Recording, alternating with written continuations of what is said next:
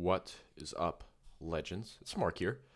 And in today's live, I want to actually go through into some winning advertorials, winning pre-sales pages, and winning ads, and actually break them down with you. Because it's one thing for you to know, okay, this is winning, it's doing well.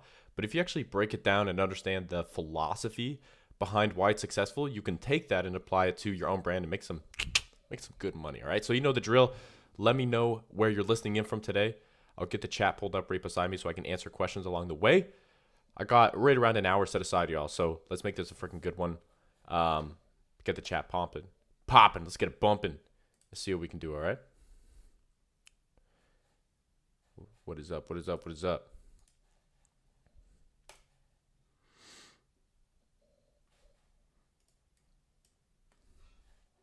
Oost. What is up, bro? We got Muhammad. Hey, Magnus. What's up, man? The amount of nicknames that I have heard surrounding Magnus Carlsen is crazy. We got just Magnus Carlsen, number one.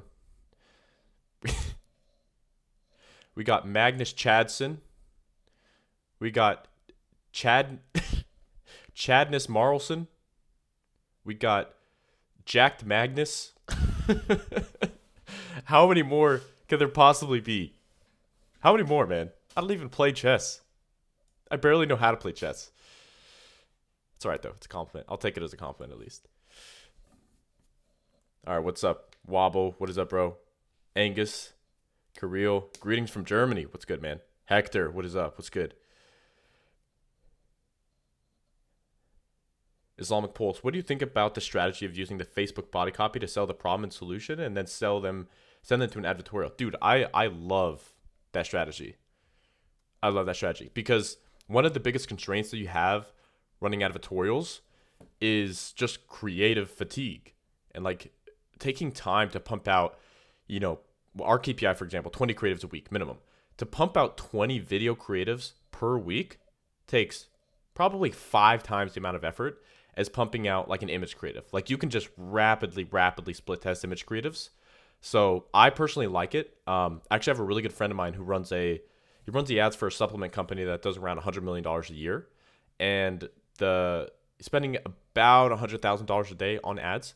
And his strategy is literally exactly like that. It's very, very traditional direct response style copy, long form with an image creative. And the whole point is to take them from meeting them where they're at. So this is going to be entering the conversation in their mind, the emotion in their body, the level of consciousness in their spirit, specifically at the problem state. So meaning you're not going straight into the solution like, hey, buy my shit. You go deep into the problem. And the way that you can trigger that, by the way, for those who don't know the difference between like problem state copy and solution state copy, one of the ways that you can trigger that is by using the word why.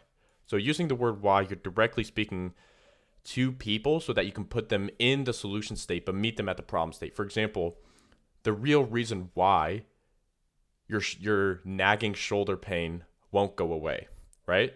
And then notice the way that you write that headline, the entire rest of that copy, the rest of the body copy there, you can put them in the proper state to perfectly position your product. Like one of the reasons I don't like running ads straight to like a regular PDP is because the ad obviously needs to match that messaging. It needs to match that stage of awareness.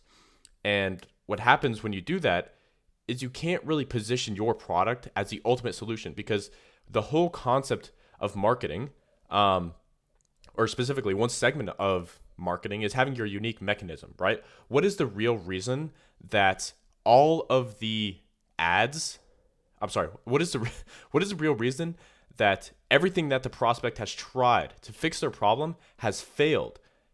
And what is the reason why this new thing, aka what you're selling, is finally going to be the ultimate solution to their problem? So you can't really do that when you're running traffic like straight to a PDP.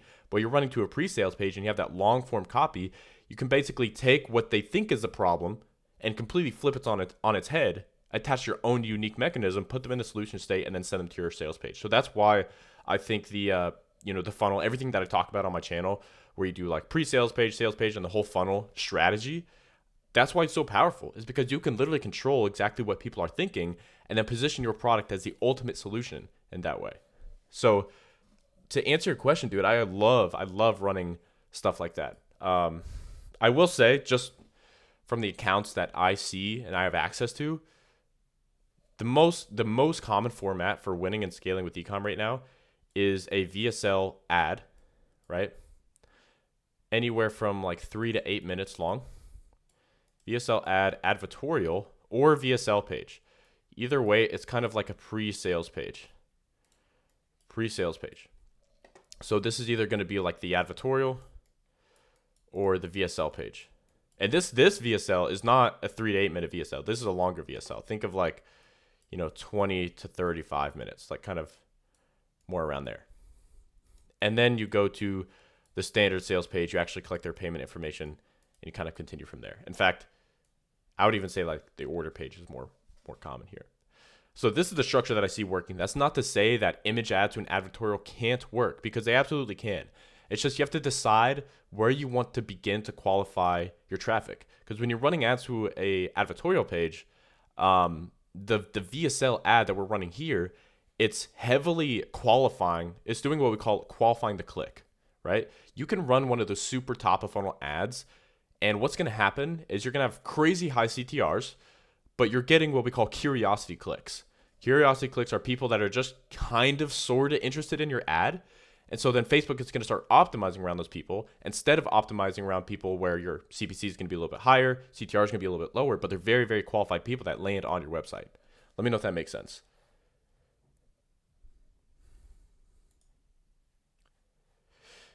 Daniel, is that $100 million supplement brand with long form copy and static Facebook ads? BB company privatized by any chance? No, different one. What age did you start in e-commerce? How long it took you to become profitable? All right, I'll answer some more, some other questions later. But what I want to do, guys, is I actually have this doc here of 100 plus advertorials and VSLs, kind of like a little mini swipe file, so that you can actually emulate these yourself. If anybody wants access to that, 100% free. Most of you watching this right now probably already have it, but I put the link in the description, so you can just let me know where you want me to send the access to, and get it for free, man. Get it for free. I am going to be adding to this. I know right now we have, it's 5 pages worth, so it's a good amount, but I don't even know, like we can dive into some on here. One of my other favorite places to, to search for, let's come back to that. What are the other places to search for advertorials, VSLs, and honestly, just look at what is working right now in the market that not a lot of ecom people use is ClickBank. ClickBank is like the largest affiliate, platform on the freaking planet. There's so many offers on there. And a lot of the offers are what we call like hard outcome offers, meaning it's like, when you think of hard outcomes, there's really 3 that you can have. You can help people lose weight. You can help them have more sex, or you can help them make more money. I think those are like the big 3. So I remember I had a mentor way back in the day, like 2019, and he was like, Mark, you never want to start an offer or sell a product that's not selling a hard outcome. That's why when people are like, Mark, is this a good product to sell? They'll show me the product, and it's like a fidget spinner type product. Like, it's not that exactly, but it's something that's just like, kind of quirky, kind of unique. And to me, the scale of those products is always highly, highly limited, right? And it's also not necessarily evergreen, because then you're just going to be chasing the trendy products. And I don't really give a fuck about that. I don't want to chase trendy products. I want to have a business that's around for years. What problems in the world, especially in America, do we know are probably going to be around in the next 2 to 3 years? People are still going to be fucking fat, so they need to lose weight. People are still going to be fucking broke. They need to make money. And people are still going to want more sex. The big 3.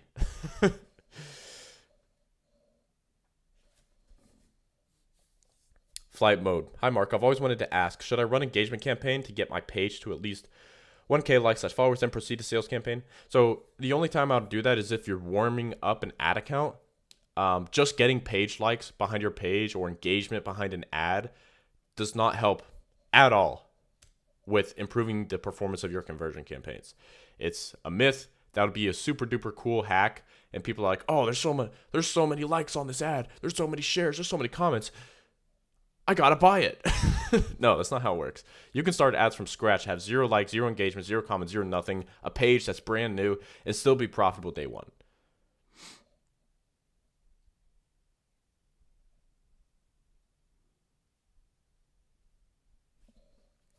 All right, one more question, and then I'm gonna hop into looking at some advertorials and creatives. All right, we got Mindful Ascent. You did mention branded dropshipping, which I'd like to know more about. What makes it branded? Okay, so this is the process of branded dropshipping. So what most people do, I don't know why it is this way, man, but when most people get into the dropshipping space, they're like, okay, I'm going to be dropshipping forever. Like, even if I'm doing $1,000 a day, if I'm doing $50,000 a day, if I'm doing $100,000 a day, I'm always going to be dropshipping. And that is not how ecom fucking works, man. If you want to do that strategy, by all means, go for it, but you're going to end up getting fucked by so many things. You're going to get fucked by Facebook, you're going to get fucked by your payment processors, and you're going to get fucked by your customers, because dropshipping is great for one thing and one thing only, and that's getting initial validation that the product that you're actually selling is something that people want. That's it. And so that's why we came up with the whole lean ecom brand. Come on, lean ecom brand strategy. So the lean ecom brand, branded dropshipping, if you want to call it that, is basically the first part of running your business. So like, this is the business at its conception: 0 sales, 0 customers, 0 ad spend, 0 everything. And let's say this is your ultimate goal, right? Let's just say it's like making $10 million with the brand. From 0 to like 10K in profit, this is where you want to be drop shipping. This is the fucking drop shipping zone. Okay? Because you can test very, very efficiently, very quickly, and you can actually see, hey, do people on the internet actually want the thing that I'm selling? Right? We can do all the product research that we want, all the validation, all the competitor research. But guess what? If we actually test it with paid ads, we spend, a few $1,000s, and you're nowhere near being profitable, cool. Cut it and move on, dude. But if you were to go through and buy stock, send it to a 3PL, that's going to cost you tens of thousands of dollars, man. And that's a terrible way to get your e-commerce business off the ground, because there's so much risk. Remember, the name of the game is removing the variables between you and success. And one of those variables is knowing that the product that you're selling is actually something that people want. The fundamental rule of marketing is that mass desire is something that is not created. It is something that is channeled, something that is transferred. And so this initial stage is just called like the validation stage. Make sure that what you're selling is actually something that people want. Okay? After you check this box, you get 10K in profit, by the way. That's not in sales. That's in profit. Because as you scale, it's going to become more difficult for you to be profitable. I hope you guys realize that. You think the beginning part of getting your brand off the ground is difficult? Okay, just wait till you're spending, you go from 1K a day and spend to 10K a day and spend. You're going to have all these different issues that are in between you and being profitable. And then going from 10K a day to 50K a day, you're going to run to a whole host of other issues. And so for that reason, dropshipping exists here. All of this beautiful area right here, this is where you run the real brand, meaning you invest in your own stock. You send it to a 3PL. You now have a branded product instead of just some product off of like CJ Dropshipping or Zen Drop or AliExpress. You have your logo, your name on the product. You have custom packaging in place. You have 3 to 5 day shipping times. You have multiple relationships with payment processors so that you actually have the infrastructure to scale. This is the method to scale an ecom brand in 2025, just so that you know. It's not dropshipping forever to the day you die. The reason I say dropshipping so often in my titles of my YouTube videos, because I need you to click on it so I can show you the real way to actually run your brand. You don't dropship to 100K a day and spend. You dropship to like 1K a day and spend. You get that validation, and then you reinvest back in the business in your own stock, in more ads, and in more creatives, in your own team. If that makes sense for you guys, that's super important. Please just drop the word yes in the chat so I know I can move on from this.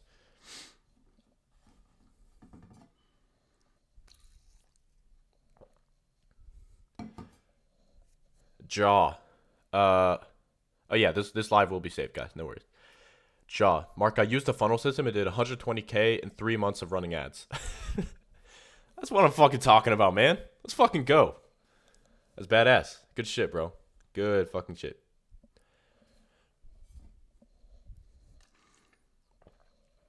All right, I see a few yeses in the chat. So let's keep it cooking. So like I said, one of the other places that I really like looking for advertorials and honestly just analyzing, VSL, sales copy, whatever, it's just ClickBank. So you're going to go to the ClickBank marketplace. You're going to go to top offers.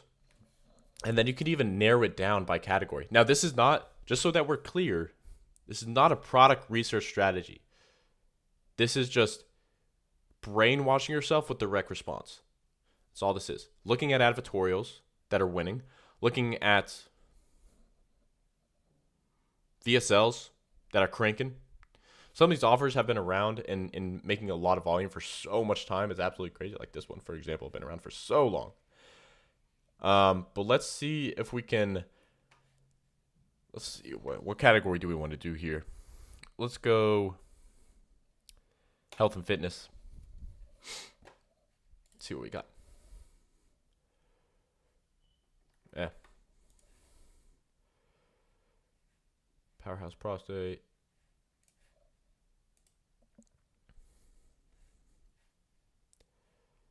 So these are more like, mid. Yeah, they're just like hybrid kind of sales pages. What I'm looking for is some advertorials. And if I can't find any after scrolling for a little bit here, I'm just going to pull up a previous one that I have.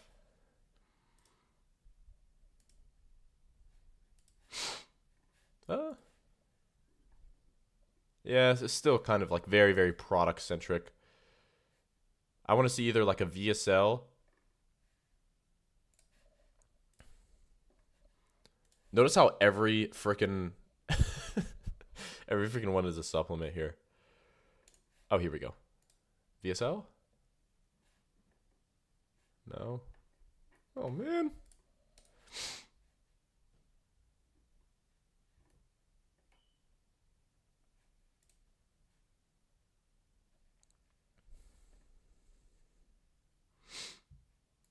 Mm-hmm.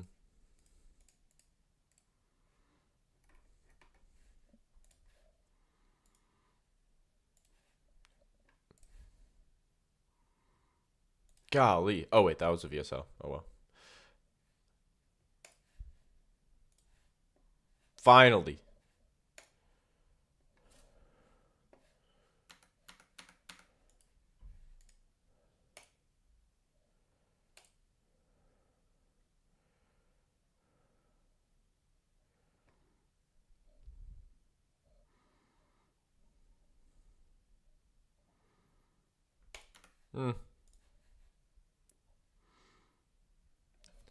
I mean, they're scaling up in December. That's awesome. The VSL is okay on initial look, but since the VSLs take a lot more kind of input for you to actually get it right, let's take some time to look in advertorial because I was scrolling through and I didn't see one immediately, and I don't want to waste time here. So,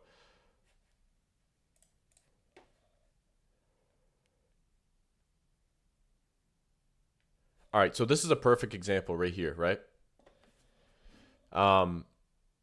Men's Lifestyle Daily. So this is an advertorial, but I would take the advertorial concept, and there's kind of like a subcategory of an advertorial called a listicle. So anytime you're listing something, top 5 reasons why, top 5 products that do XYZ,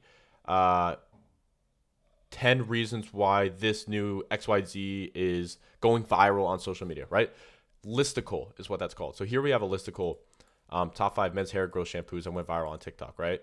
And so as you can see, this looks as if it's being posted as a third party, right? So the concept of an advertorial is an ad and an editorial. The history of, goddamn, my shoulders look fucking huge. The history of advertorials is way back when there's only print advertising. They would print ads in newspapers, and there'd be a little section that would look as if it's an editorial, except it was actually promoting a product, right?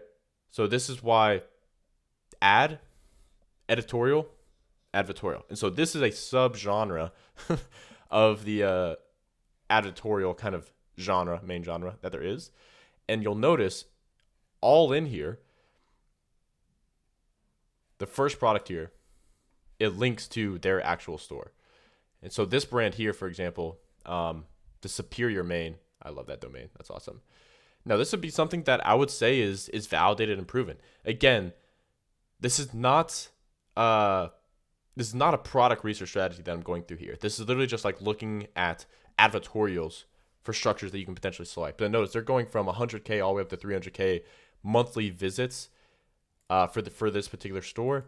They have a $50 shampoo, and they have volume discounts here. Now, I don't know what their post-purchase sequence look like. If we add this thing to cart, let's see if they got any upsells or anything. All right, so they have shipping and insurance, but that was, it's $1. It doesn't really have big AOV contribution. Boom, we got an upsell. Hell yeah. So in that case, I would probably estimate that their AOV is, I would say their AOV is a minimum of 70, but probably closer to like $80 to $100 realistically.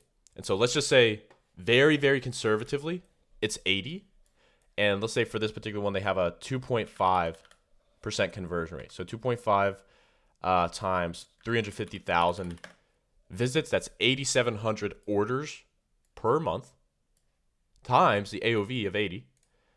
That right there, $700,000 in sales. Now, do I know that's the exact number of revenue that they're actually driving? No. But this is just an estimation. If they're driving a lot of traffic on paid, which I could actually go and look to see if, I may even pull up this brand on GetHook to see what ads they're running. But this is what my process looks like for looking at winning advertorials. What I'm interested about here is that, like, what are these other brands doing on here, right? Either this is an affiliate or typically the listicles, it's like 5 reasons why. But this one, it's multiple different products. So I would want to see if he maybe has affiliate relationships with these other brands, or he's just like throwing them in here because he has to like complete the list of 5 products. It looks like he's just kind of putting them in there, but then he's ranking them pretty poorly. So he's actually really probably funneling everybody to the main product. But I've never really understood why people do this, Yeah, so it's clearly going to main. But in this case, if he doesn't have, there's no links. Okay, so that's the answer to it right there. That's the answer. So this particular brand, this is actually, this is pretty smart. I like this. He's making basically like an unbiased list, but it's obviously clearly biased, of the top 5 products for like regrowing hair. Only one actually has a link, and it's his link to his store. So like this, for example, hair growth shampoo, I can't click on anything. There's no links. And then after the list of 5, it goes into why we chose this one. And then obviously this is his brand. So this is a really cool strategy. This particular domain here is driving, 30 to 50K visits. So obviously these guys have been running from multiple subdomains. But this is a super interesting one. Actually, I dig this strategy. It's like a biased listicle. All right, let's pop in the chat real quick.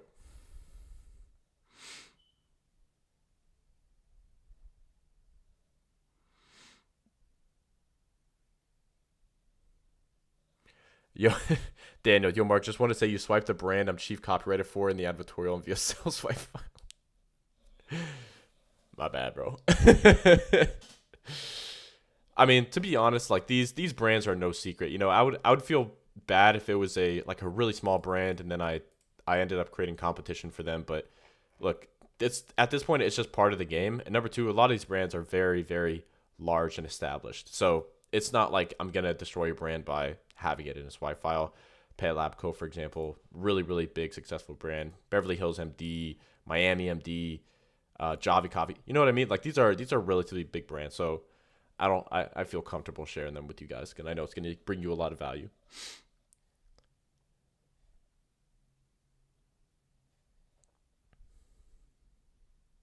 How do you know if it's an editorial or an advertorial? So an editorial, bro, is just an article. It's not selling anything. An advertorial is selling a product. That's pretty much the only difference. Next question. Safe, man. I copied their exact tonality and layout for an IPL hair removal to France, and it worked.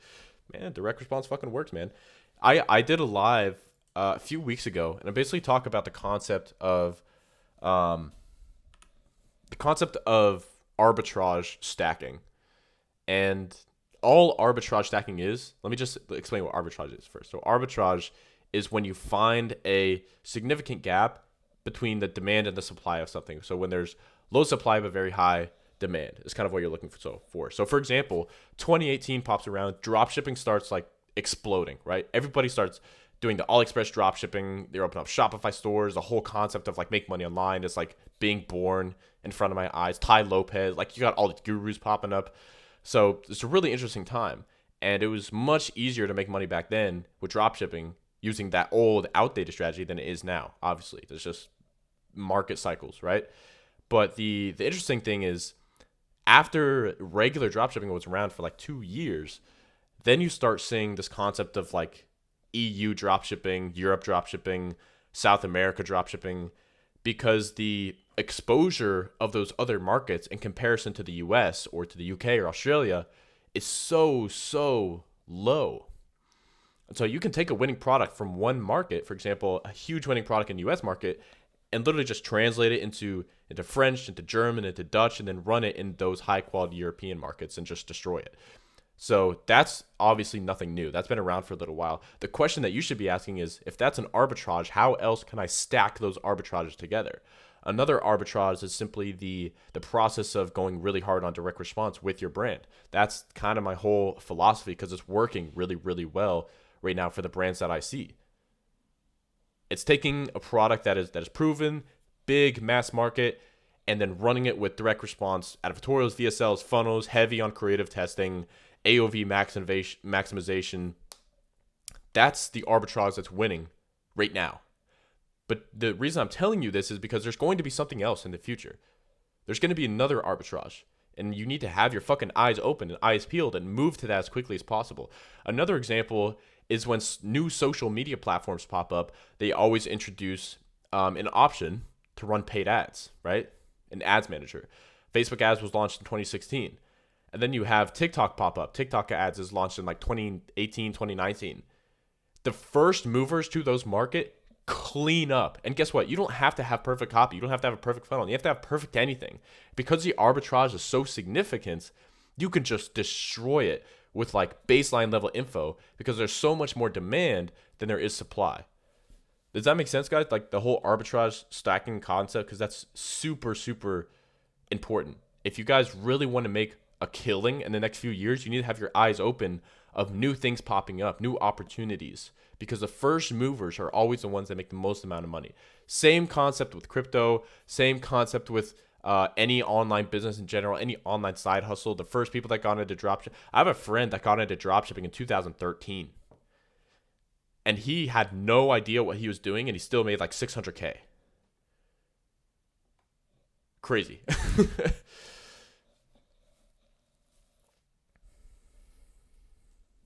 Next question.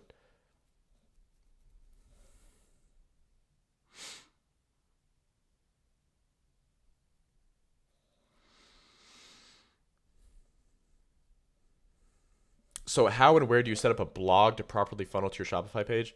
I'm guessing by blog you just mean like standard landing page or an advertorial or something. So if you're gonna stay on Shopify 100%, you can use an app built into Shopify. So you can use Gem Pages is a good option. Pagefly is a good option. What's the other one called? There's another one called like RenPro or something. I can't remember. I haven't used it. But if you want to have more control of your funnel, then you have to switch to something like Funnelish, because then you can control the entire process, especially post-purchase. Shopify is great for like basically being a CRM for all of your orders, for handling like email marketing, middle of funnel, bottom of funnel. But for all the top of funnel, cold traffic stuff, I recommend going the funnel route and building that on like Funnelish, Checkout Champ, or something custom.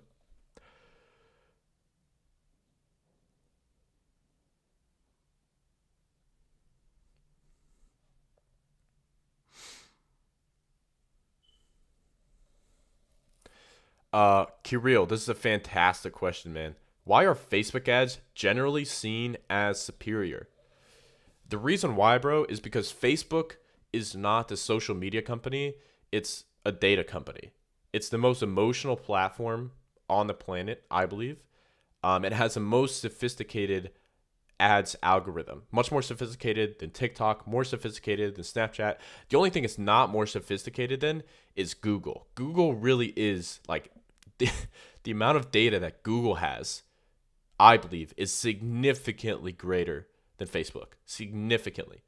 The problem is there's not really that interruption based marketing like there is when you're scrolling social media, right? Running PPC ads, like Google search ads, display ads, completely different ball game. The only real like interruption marketing on Google would be running YouTube ads or YouTube Shorts, or that's really it. That's really it. And that, honestly, the reason that I don't teach that, I run YouTube ads, right? The reason that I don't teach that on here is because it's even more complex, in my opinion, to get started and get something off the ground compared to Facebook. Yeah, Replo. Replo, what's one, bro? Thank you.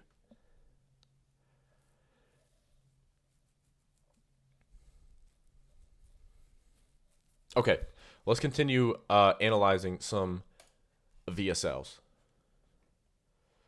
So this is have you guys heard of this brand called Emma?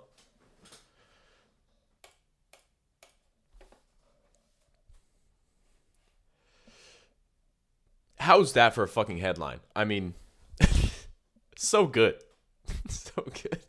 So weird, but so freaking effective. So the whole big idea of the brand Emma is that you carry all this bullshit in your digestive tract, and that's the reason that you feel bloated. That's the reason you have like inflammation. That's the reason you like struggle with weight loss. Like they take that one big idea and have it solve every single problem in your life, basically. Probably like freaking cures cancer.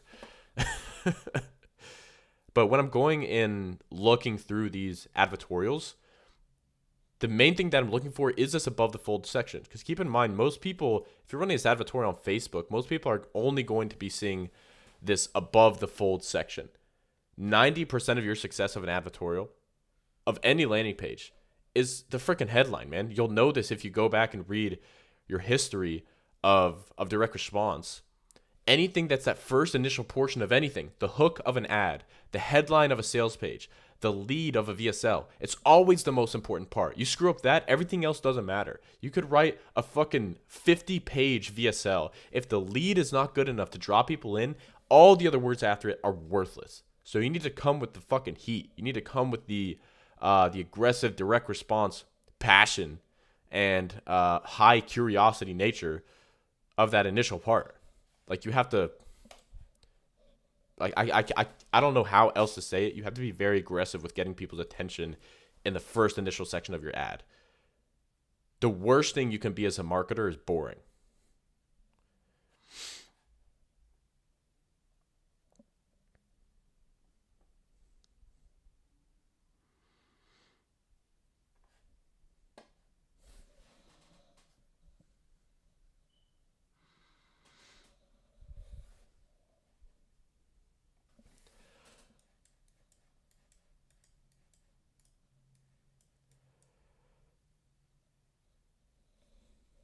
So one thing that you guys need to know about if you are going to go the advertorial route, anything with a headline, with a hook or whatever, it has to include one really important thing. And it's called a WIIFM. WIIFM. A what's in it for me. And so when you're reading this headline, the single job of a headline is just get people to continue reading. So headline, you kind of have a little sub headline, and then you got a sub headline. So this I would say really is the headline, and then this is kind of like the sub headline, and then we have a few little quick benefit driven bullet points here. Now the what's in it for me in this case would be right here. Find out how 19,000 people, formerly constipated Americans, are now enjoying perfect poops without pain, strain, or dangerous enemas. Really, really interesting problem that they're solving here. Because they're going after, like, you don't have to just go after one angle with a product. There should be one primary angle, but there can be multiple secondary angles. So for example, what is the primary angle here that they're using to sell this product? First one, type it in the chat. What is the primary angle that they are using to sell this product? It's somewhere in here. Give you a little hint. I don't know. Hopefully you guys can see this. There. First person to write it. Let's see.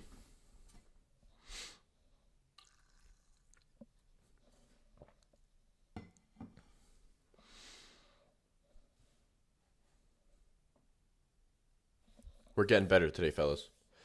We are getting better today. Okay, Luis, constipation. Okay, we got de-bloating of the stomach. We got pain, stomach, pain-free.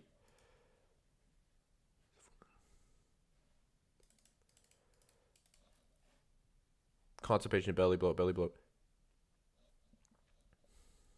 So in this case, even with the headline alone, guys, the number one angle here is constipation.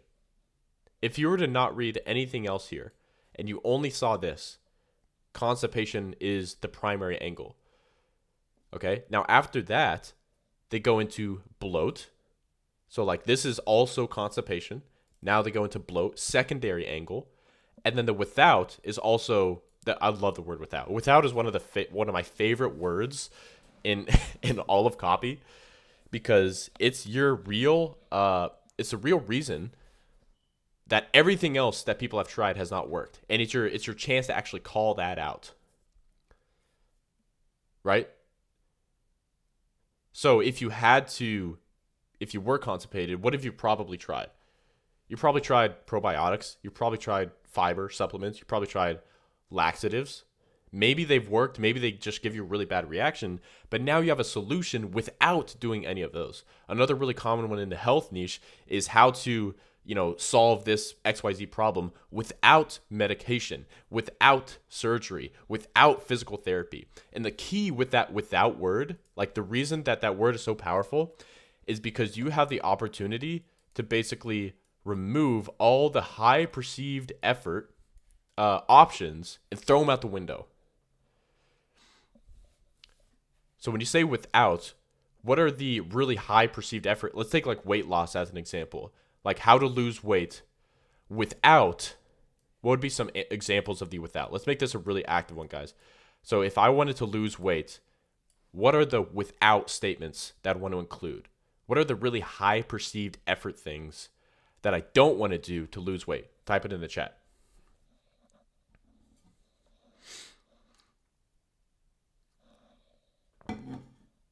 Surgery.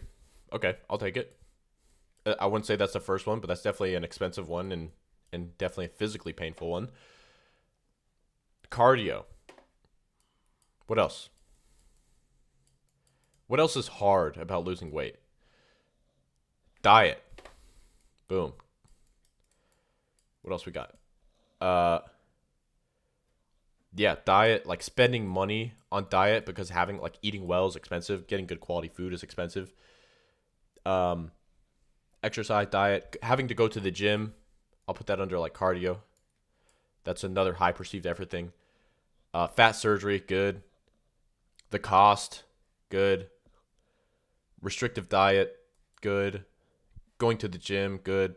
I think that's about it. Yeah, you guys nailed it on the head. Good work. So now with this, let's work backwards, right? These are the withouts. If we were constructing a weight loss offer, what would the perfect product to be to sell that can help you lose weight without surgery, without cardio, and without diet? What would that product be? It exists, by the way. This product is real. And the crazy part is this product also works. What is that product?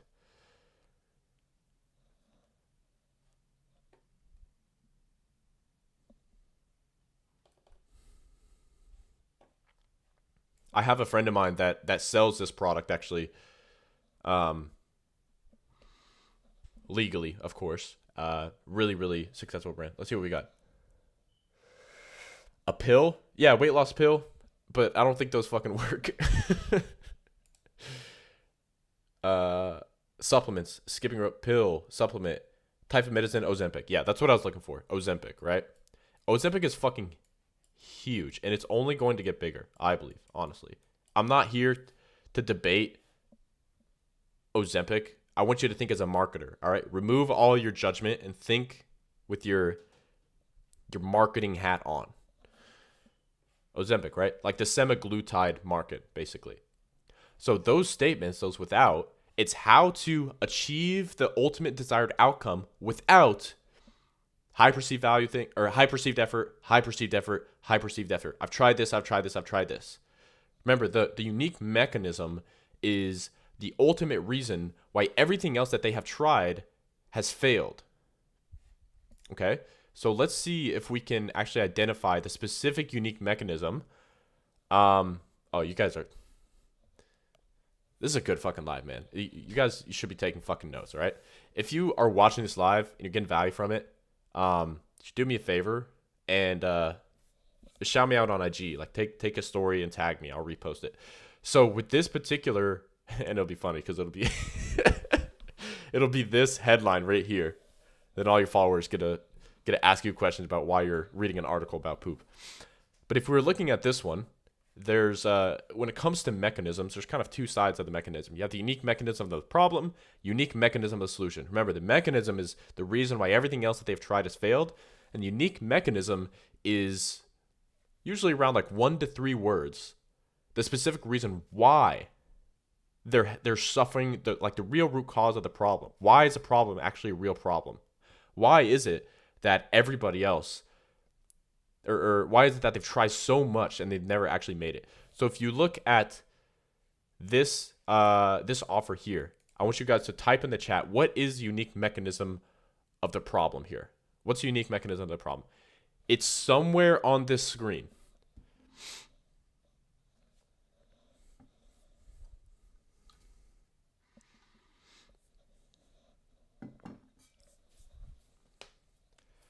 I'm going to turn you guys into savages. In a good way, like marketing savages. What's the unique mechanism of the problem here, guys? Type it in the chat.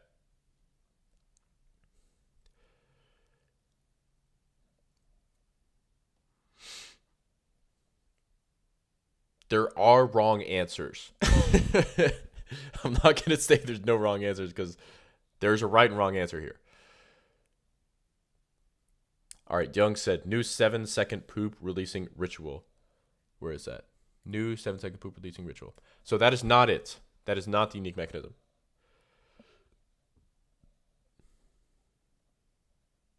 Wow, I'm not seeing a lot of responses for this, so I think this is a really good teaching lesson here. Maybe I should do like a whole call on mechanisms, because that's a crucial component to understanding the nature of any offer, especially in the realm of direct response. So I actually see 2 people that have gotten it. So the unique mechanism in the problem of this particular article, fucking advertorial, bacterial overgrowth. That is a unique mechanism of the problem. Well, how do we know that? Number 1, typically unique mechanisms, when they're initially shown, are going to be in quotations. And usually, like I said, it's like typically 1 to 3 words. It's not always perfectly explained like this one. Like this one is very, very clear. Bacterial overgrowth. So the real reason is eliminating this bacterial overgrowth that people are having in their gut. That's the unique mechanism of the problem for this particular offer. Now, the cool part about having the unique mechanism of the problem and the solution is that, again, you can put them in that perfect solution state. This is the fucking meat and potatoes of constructing a phenomenal direct response offer. Bacterial overgrowth right there. Now, we could go through and see if we can find the unique mechanism of the solution. Now, this is a pretty long page. I don't want to spend too much time on here. Now, like I said, surprising root cause, right? Anytime you hear those words, that's going to be typically the unique mechanism of the problem. What's the root cause of the problem, right? You see the difference here. Yeah. So the Islamic pulse. Unique mechanism is just the root cause, right? It positions all the other solutions as treating symptoms and positioning as this. Pretty much. Yeah. That's a good way to think about it. Unique mechanism of the problem is like the root cause why they're experiencing all the symptoms of the problem.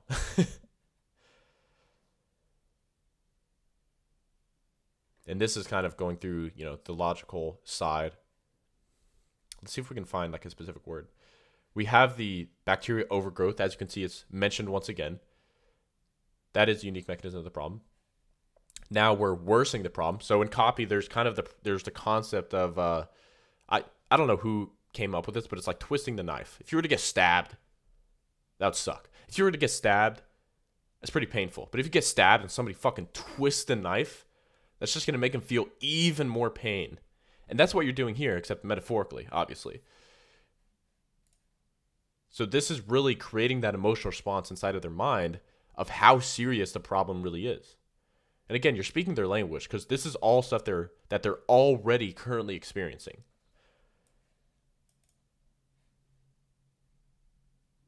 Now let's see if we can find the mechanism of the solution. So now we're getting there, right? The key, now we're moving into the solution state, right? All of this was a problem state. All of this. Leaky gut, right? That's also kind of a unique mechanism of the problem there, a little bit. Although I don't think they mentioned leaky gut super. Oh no, they did.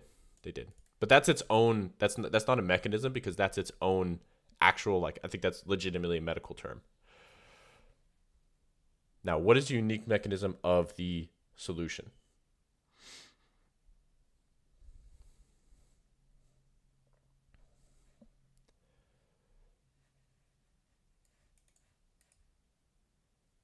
So I began researching every natural ingredient and at-home methods I could find. I was doing all this research trying to find the real, like how to solve the root cause of the problem, how to solve the unique mechanism of the problem. Now we introduce a product. So typically you actually see the unique mechanism of the solution before the product introduction. So this one is a little bit interesting because they introduced a product before they even said the unique mechanism of the solution. Destroy bacteria? Okay. Perfect metaphor here. It's like a power wash for the insides. Now, that's not a mechanism of the solution. That is just that's just a metaphor. Solution is not the product.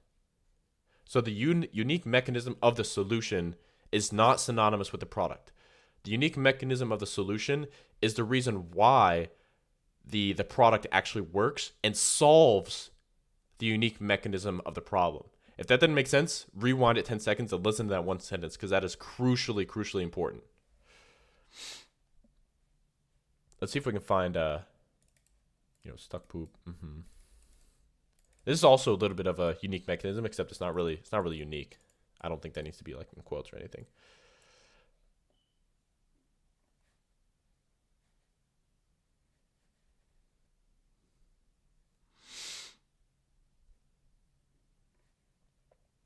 And by the way, this like the whole structure, the reason I know all of this, number one, is because I've written many VSLs, countless VSLs, and many advertorials, many ads, and I'm always thinking about the mechanism. What is the mechanism, right?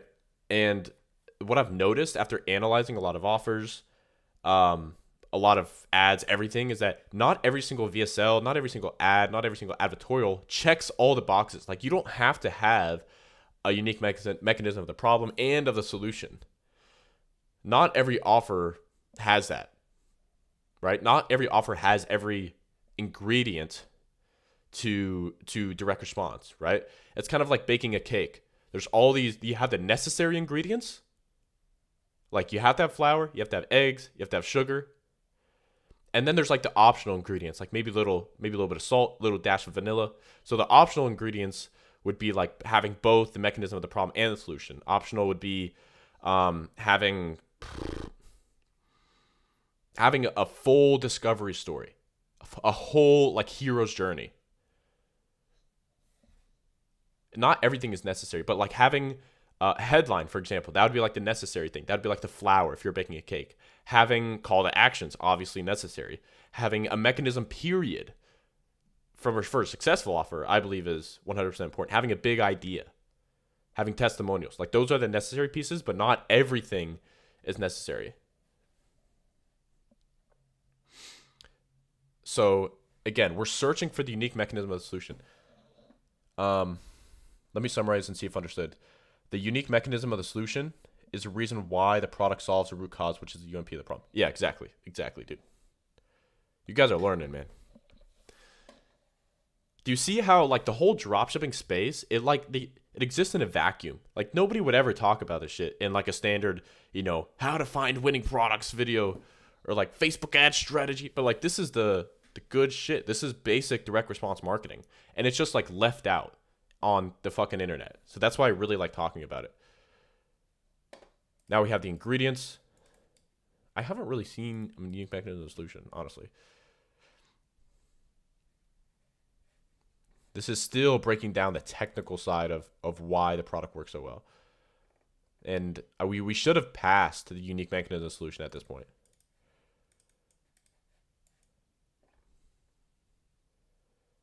So I'm not seeing it here, so I don't think it's necessarily, something necessary that they do. Like I said, optional ingredients versus necessary ingredients. FAQ, another ingredient. Reviews embedded, another ingredient. So we just did a little analysis of this advertorial. That was fun, man. That was fun. I hope you guys learned something from that. But I can't tell you like how good you can get at understanding marketing, understanding DR, ads, creatives, understanding advertorials via sales funnels. Just go and expose yourself to it. When I say you have to get the fucking reps in, this is what I mean. Nothing is stopping you from clicking the link in my description to get all that big swipe file and literally like taking out your pen or marking up the screen. I use this extension here, and you can literally like just fucking mark this shit up, take notes, whatever.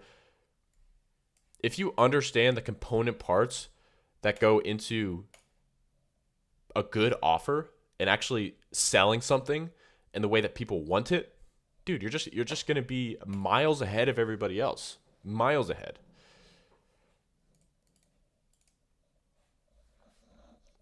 All right, fellas, I got about, I have not a lot of time, but I want to spend some time doing a quick Q&A for y'all.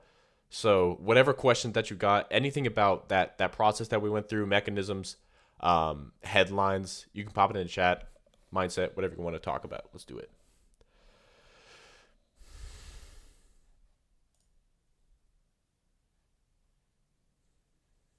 Carlos, how do I sell on perceived value? How do I create offers that aren't ugly, but also give me a solid breaking ROAS less margin? So number one, bro, you should not give a flying fuck if your offer is ugly. What matters is if it converts. And a lot of times the ugliest pages convert the best. I don't make the rules, all right? But that's sometimes the way that it works. To answer your other question, like how do I sell on perceived value?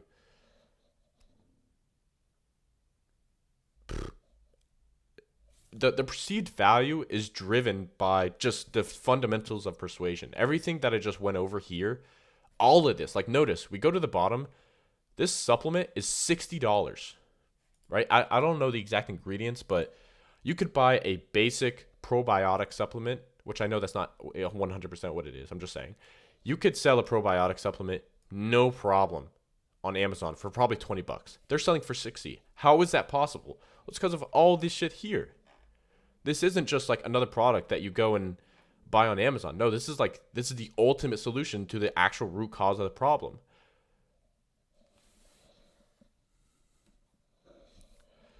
Isn't this layout more of a TSL than advertorial? Yeah. Yeah, it kind of is. It kind of is. I wouldn't say that this is an advertorial here. But again, the concepts can be the same. I think that you should still have, for example, a mechanism in your advertorial. You should still focus on creating really, really benefit-driven, high curiosity headlines. So the ingredients are similar, but I would agree because the difference between advertorials and Sales pages oftentimes is the perspective from which it's written from. And also, I think legally, advertorials have to have advertorial up here on the top. Like, it has to say advertorial. And I don't see this like either at the top or the bottom. So yeah, I would say this is more of a sales page, but still, so much to learn here. Drewer, on my way to 50K days? Hell yeah, brother. Hell yeah. By the way, if there's anybody watching this video right now and you're already generating revenue, substantial revenue with your ecom brand, like this homie's about to hit 50K days, you need to be at this event. All right? I'm not a huge one for self-promotion, but if you want to be around some of the best ecom entrepreneurs on the planet and you want to take a trip to Dubai, you want to see me in person, you want to meet Alex in person, get tickets to this event, all right? The link is in the description. The tickets are only available by application. So we really try to limit the quality. We want to keep the quality very high of the people that are in this room. So unless you're already doing like to 50 to 100K a month, this isn't for you. But if that's you and you're watching this video right now, click the link in the description. You'll just fill out a quick application to get your ticket. And I'd love to see you there because that's going to be a life-changing event. And I don't take that lightly.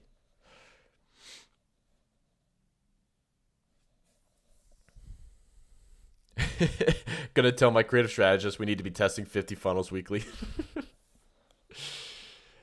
I mean, dude, that's a big page right there. Like if I were to go to a really good copywriter, like I have some really, really good copywriter friends that are writing for the best offers in the space. If I were to go to them and be like, I need you to create me a sales page, they'd probably say, cool. It'll be minimum like 20K and it'll be done in a month. Like that's kind of the time frame that most that good copywriters work in. Which, granted, if that one advertorial makes you like millions of dollars, that's a worthwhile investment. That's why some of the best copywriters, they won't charge you up front. They'll take a percentage of your front end sales. Yeah.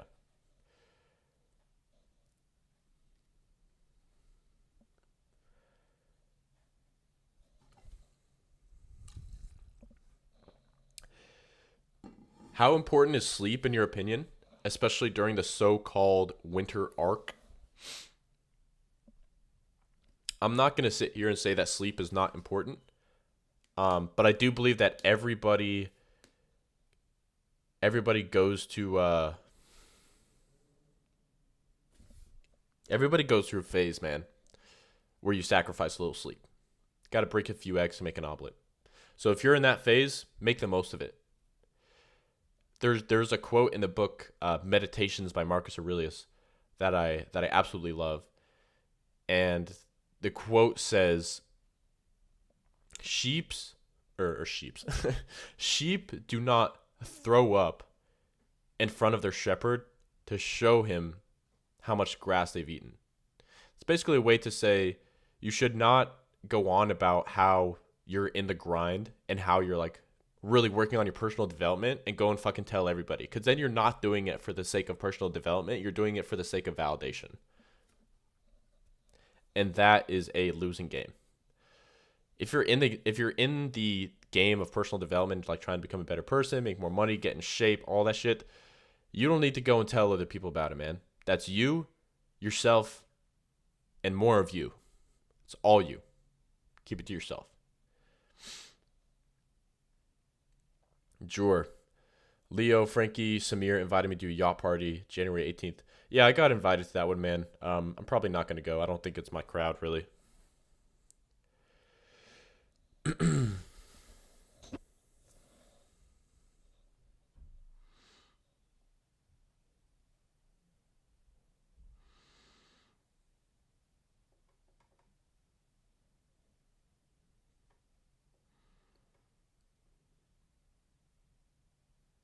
All right, guys, I got to end the live here pretty soon.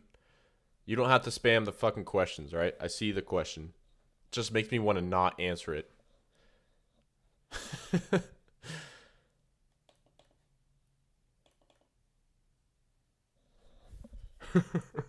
Is there a chance I can go from zero experience to $1,000 results in 2 weeks of locking in? You're asking the wrong questions, man. I remember when I would think like that, and anytime you set your mindset to these really, really short time frames and making money in short time frames, for whatever reason, call it God, call it the universe, doesn't work very well. Like, it just doesn't happen.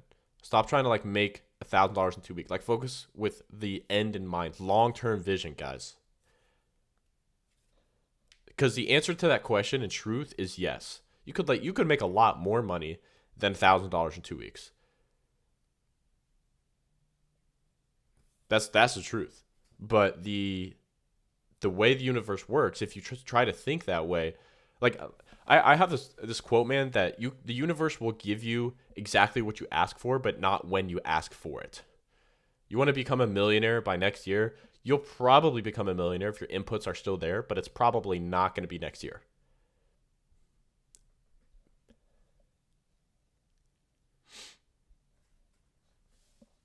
Bro, is it worth it to do Facebook ads with just a $5 daily budget? No. Jor, how many creatives do you test at 10K a day to keep the momentum and scale further? I would aim for like 20 to 25 a week. So 3 to 5 a day.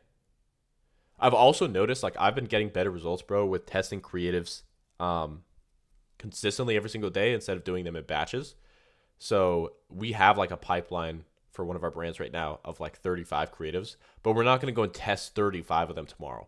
We're just going to slowly unload them, like 3 to 5 per day at a time.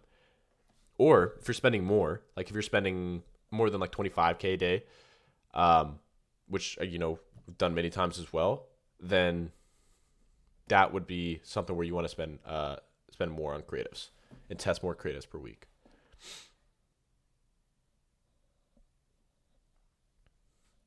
Can you quickly show the right way to make a creative on Facebook? I've been struggling in making good ads. I can't quickly show that, dude.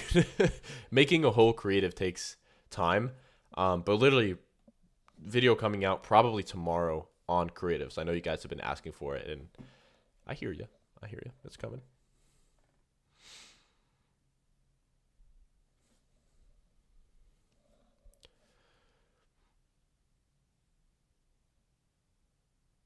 Instagram has been converting the best for me with my health products posting UGC ads. Is there a reason Facebook isn't converting near at my Instagram rate? So it depends on the product, depends on the market, depends on the creatives. Some creatives destroy on Instagram for us. Some creatives destroy on Facebook. So it kind of depends who you're selling to. It depends what you're selling. It depends how you're selling, aka like the creatives. So a lot of variables there, man.